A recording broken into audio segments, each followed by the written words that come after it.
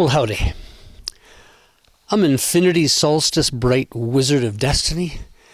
Welcome to the gallery at Go Organic Sports Ranch.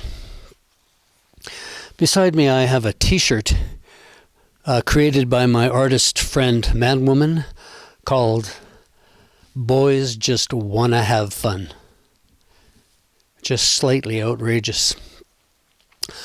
So this video blog is called House for Sale 1032 Lawson Avenue. The other day, while sorting out our library, my wife finds a bookmark that proved to be the listing for the sale of my family home, 1032 Lawson Avenue in West Vancouver, BC. A really nice suburban house, a neat roof line, 2 big shrubs up by the house in front, a garage in the basement in the back of the place, lawns back and front yards, no flowers to speak of. I even went to high school with the real estate agent that sold the place for my folks. A couple of years ago, I went back to the old neighborhood thinking maybe I'd drop by the family house for a visit.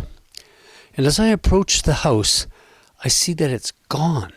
And in its place, a brand new, big, huge house. A bit of a shock, accompanied by a feeling of disappearing past, gone. All my history that was lodged in the walls of that house, they're all gone. And all that's left is memory. And even that seems to fade with time and distance.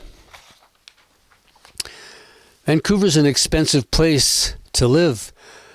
Right now, in 2021, the average home price is $1.2 million. The same fate awaited my sister's family home after she married.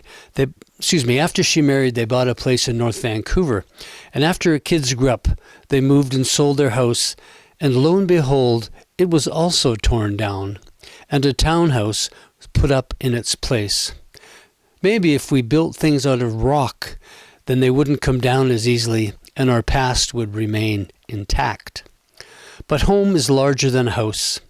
It's the neighbors and the schools and the streets, the beach, the Bluebird candy shop, the Capilina River, the huge strip mall, and all the rest.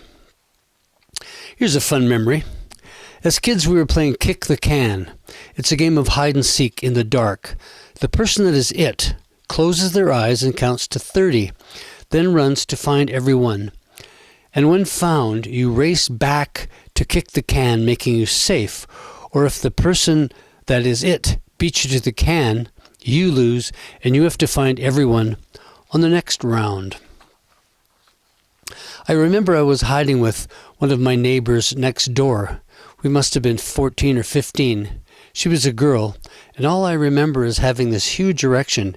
I must have been using a lot of my excess skin, as there wasn't enough skin left over. I couldn't even close my eyes. It's just a joke. Good thing I didn't mention my member's alertness to the young lady, or it may have set me on a different course altogether. Oh, the fear of getting someone pregnant. Thank goodness for the pill. And at that point in history, though the pill had not been invented yet.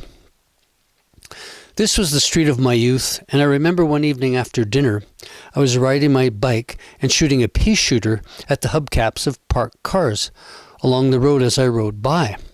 You filled your mouth with dried peas and shoot them by blowing through the straw we called a pea shooter. When you hit a hubcap, it made a great pinging musical sound, and I was having a grand old time until I ran my bike into the back of a parked car. That may have been my last pea shooter adventure, but not my last interesting bike adventure while riding on my street, Lawson Avenue. My father liked to eat dinner early, not long after work and his drink. So I would go out riding my bike after our early dinner, so the neighborhood was really quiet, as everyone else on the block was just starting to eat their evening meal. So one beautiful evening, I'm riding my bike, I look up at the sky, and this huge planet with a moon-like surface, but much, much bigger, traveled above me at quite a pace. Its path was parallel with the road I was riding, so I stopped and had a look, and I got to see I got to see it travel until it was out of sight. So I was probably 12 years old or near to it, so I said, "What a sight!" I had a paper route at the time, so I said to myself that I would look up the event for more information in the paper I would be delivering the next day. Well, being young and being used to experiencing new events often, I immediately forgot to look it up in the paper.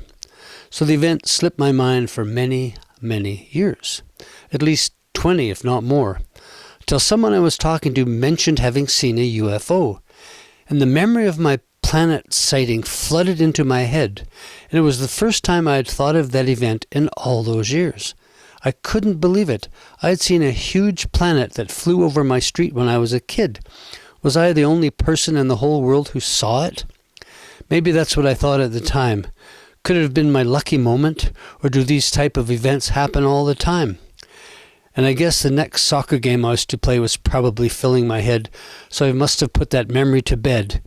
Even now I can still see that planet in my mind, and I just wonder what that was all about. Adventures at 1032 Lawson Avenue. Peace and love. Infinity Solstice, bright wizard of destiny.